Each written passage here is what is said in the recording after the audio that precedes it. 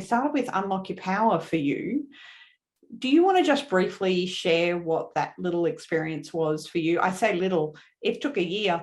I'm very happy that we started with Unlock Your Power. So I remember how hesitant I was to commit to a program for a year. It's not only learning skills, and it didn't only speak to my brain. It spoke to my soul. It spoke to me as a whole. Unlock Your Power, I think, cleans out the current house that you're living in. It's like, right, now we can start and make really deliberate, conscious growth.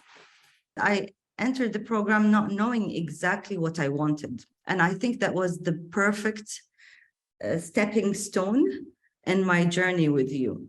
You had the patience. Always have patience.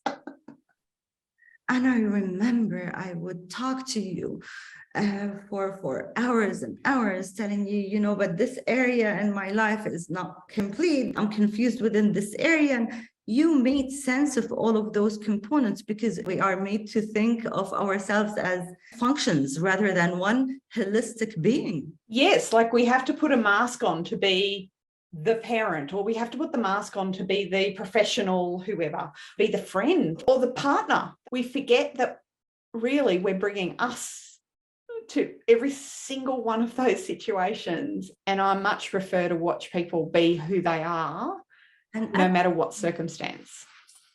Exactly. I came with all of those layers, and I do represent myself as multi-layered. I have multiple identities as a woman, as a dean, as a scholar, then as a mother. But the amazing thing that you had the patience for me to, unreveal till I came to the core. And that's where the work took place, right? The core. So now if the core is strong, no matter what, jackets, coats you put on it, still the core is strong. So Unlock Your Power was a big stepping stone.